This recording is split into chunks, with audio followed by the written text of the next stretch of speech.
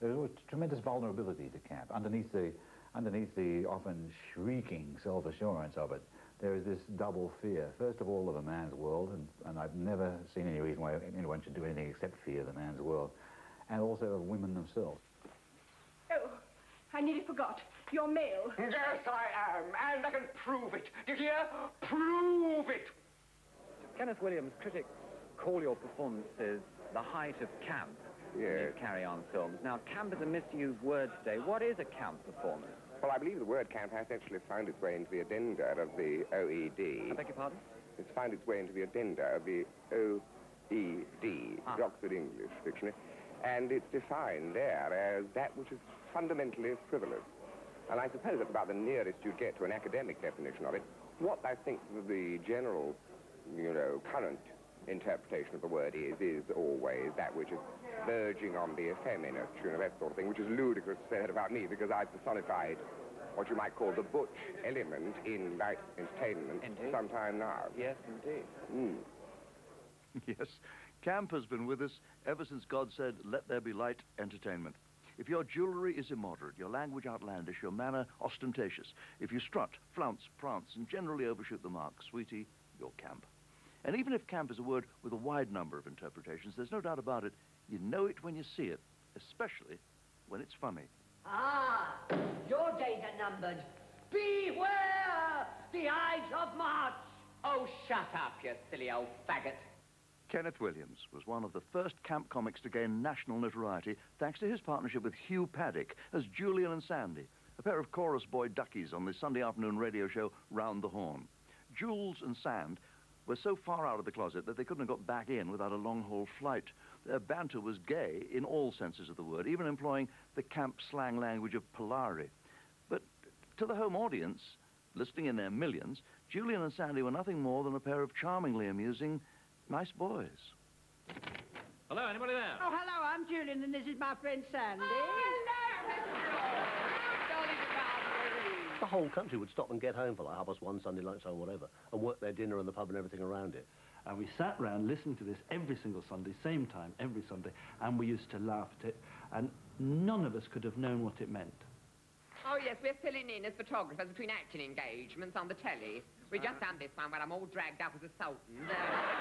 And there's me stood at his side wearing a pair of great baggy trousers and full of Eastern promise.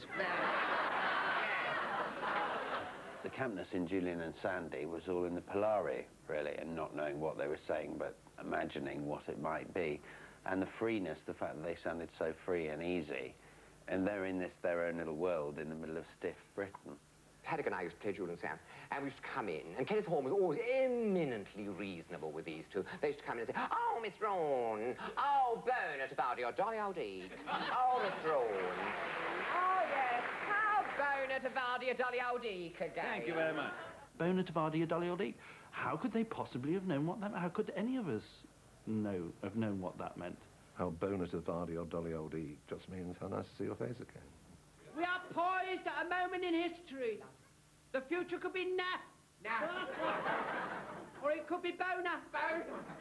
That was gay men's means of communicating for quite some time in public. The majority of people listening to the old Home Service, or was it the Light, I can't remember, should have been the Light, quite honestly, with those two, but they would never, ever have thought what was going on in that language. And indeed, if the BBC knew, they'd have closed down in shame. Let us put our best lally forward, and with our eeks shining with hope, stroll together towards the fantabulosa futurettes.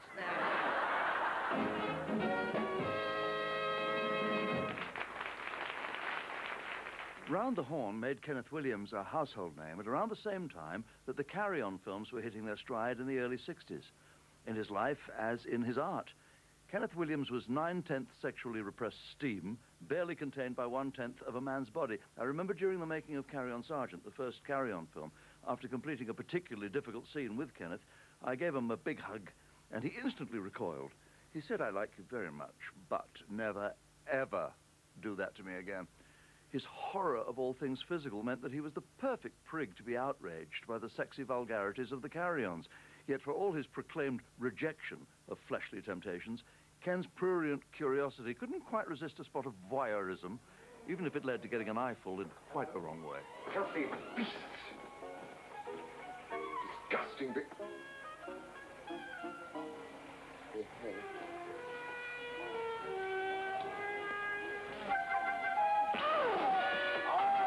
When you see Kenneth Williams, his material isn't particularly camp.